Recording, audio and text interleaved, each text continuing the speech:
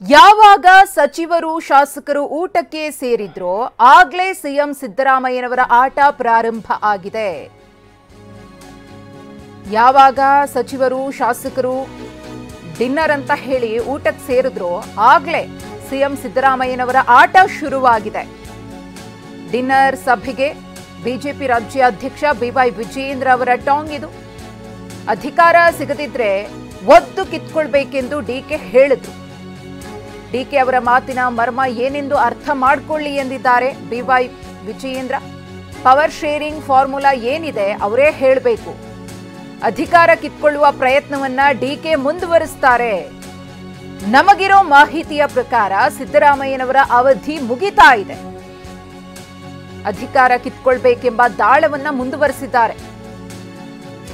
ಮುಂದೆ ಬರುವ ದಿನಗಳಲ್ಲಿ ಕಾಂಗ್ರೆಸ್ ಕಿತ್ತಾಟ ಬೀದಿಗೆ ಬರುತ್ತೆ ಅಂತ ಭವಿಷ್ಯವನ್ನ ನುಡಿದಿದ್ದಾರೆ ರಾಜ್ಯ ಬಿಜೆಪಿ ಅಧ್ಯಕ್ಷರಾಗಿರುವ ಬಿವೈ ವಿಜಯೇಂದ್ರ ಅವರು.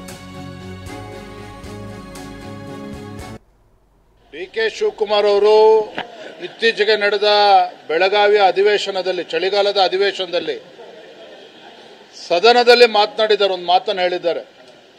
ಹಿಂದೆ ಪಾಪ ಎಸ್.ಎಂ. ಕೃಷ್ಣ ಅವರು ಅಂದಿನ ಮುಖ್ಯಮಂತ್ರಿಗಳು ಮಂತ್ರಿಮಂಡಲದಲ್ಲಿ ತೆಗೆದುಕೊಳ್ಳದೆ ಇದ್ದಾಗ ಅವರು ಗುರುಗಳು ಹೇಳಿದ್ರಂತೆ, ಸಿಗಲಿಲ್ಲ ಅಂದ್ರೆ ಒದ್ದು ಕಿತ್ಕೋಬೇಕು ಅಧಿಕಾರವನ್ನ ಅಂತೇಳಿ.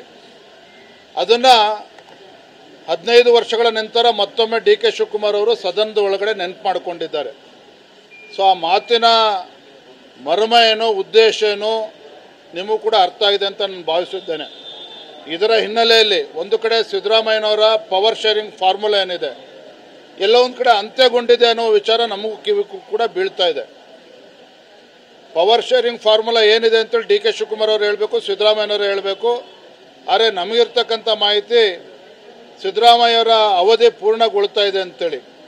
ಹಾಗಾಗಿನೇ ಸಿದ್ದರಾಮಯ್ಯನವರು ಕೂಡ ದಾಳವನ್ನು ಉರುಳಿಸ್ತಾ ಇದ್ದಾರೆ. ಬೇರೆ ಬೇರೆ ಸಚಿವರ ಮೂಲಕ ಡಿನ್ನರ್ ಪೊಲಿಟಿಕ್ಸು ಕಾಂಗ್ರೆಸ್ ಪಕ್ಷದಲ್ಲಿ ಈಗಾಗಲೇ ಪ್ರಾರಂಭ ಆಗಿದೆ. ನಾನು ಅವತ್ತೇ ಹೇಳಿದ್ದೇನೆ, ಯಾವಾಗ ಸಚಿವರ ಮನೆಯಲ್ಲಿ ಕೆಲವು ಮಂತ್ರಿಗಳು ಶಾಸಕರನ್ನ ಸೇರಿಸಿದ್ರು ಅಲ್ಲೇ ಸಿದ್ದರಾಮಯ್ಯನವರ ಆಟ ಪ್ರಾರಂಭ ಆಗಿದೆ ಅಂತಕ್ಕಂಥದ್ದು ಜಗಜ್ಜಾಹೀರಾಗಿದೆ. ಅವರ ಹೈಕಮಾಂಡ್ ಏನೇ ಹೇಳಿದ್ರು ಸಹ ಡಿನ್ನರ್ ಪೊಲಿಟಿಕ್ಸ್ ಕಂಟಿನ್ಯೂನೂ ಕೂಡ ಆಗ್ತದೆ, ಮುಂದುವರಿತದೆ. ಡಿ ಕೆ ಶಿವಕುಮಾರ್ ಅವರು ಹಂಗಂತೇಳಿ ಏನು ಒದ್ದು ಕಿತ್ಕೋಬೇಕು ಅಂತೇಳಿ ಗುರುಗಳು ಅವ್ರಿಗೆ ಹೇಳಿದ್ದಾರೆ. ಆ ಒಂದು ಕಾರ್ಯದಲ್ಲಿ ಅವರು ಕೂಡ ಪ್ರವೃತ್ತರಾಗ್ತಾರೆ ಅನ್ನೋದು ನಮ್ಮ ಕಿವಿ ಕೂಡ ಬೀಳ್ತಾ ಇದೆ. ಹಾಗಾಗಿ ಬರೋ ದಿನದಲ್ಲಿ ಆಡಳಿತ ಪಕ್ಷದ ಜಗಳ ಏನಿದೆ ಈಗಾಗಲೇ ಬೀದಿಗೆ ಬಂದಿದೆ. ಇನ್ನೂ ಕೂಡ ರಾಜ್ಯ ಜನ ನೋಡೋರಿದ್ದಾರೆ ಅದನ್ನ.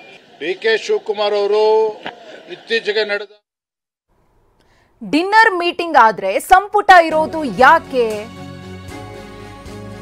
ಡಿನ್ನರ್ ಸಭೆ ಆದ್ರೆ ಸಂಪುಟ ಸಭೆ ಯಾಕೆ ಅಂತ ಎಚ್.ಡಿ.ಕೆ ಅವರು ಪ್ರಶ್ನೆಯನ್ನ ಮಾಡಿದ್ರು.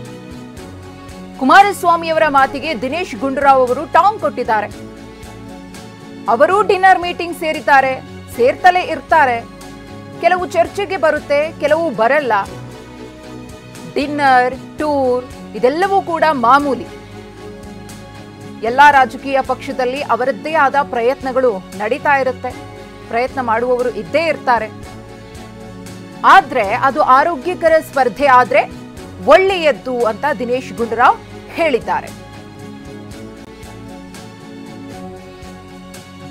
ಹಾಗಿದ್ರೆ ಕೇಂದ್ರ ಸಚಿವ ಎಚ್.ಡಿ. ಕುಮಾರಸ್ವಾಮಿ ಅವರು ಏನ್ ಹೇಳಿದ್ರು, ಅದಕ್ಕೆ ಸಚಿವ ದಿನೇಶ್ ಗುಂಡೂರಾವ್ ಅವರ ಪ್ರತಿಕ್ರಿಯೆ ಹೇಗಿತ್ತು ನೋಡೋಣ. ಈ ಪ್ರತಿಯೊಂದು ಕ್ಷಣವೂ ಮಾರಾಟವೇ ಇಲ್ಲಿ. ಪಾಪ ಅವ್ರು ಹೇಳ್ತಾರೆ ಅದು ಎಂಥದ್ದು SC ST ಯುವಕರಿಗೆ ಇದು ಕೊಟ್ಟಿಲ್ವಂತಲ್ಲ, ವಿದ್ಯಾರ್ಥಿಗಳಿಗೆ ಮಾಸಾಶನ ಸ್ಕಾಲರ್ಶಿಪ್. ಅದಕ್ಕೆ ಅದೆಂಥದ್ದು ಡಿನ್ನರ್ ಪಾರ್ಟಿ ಮಾಡಿ ಚರ್ಚೆ ಮಾಡ್ತಾರಂತೆ.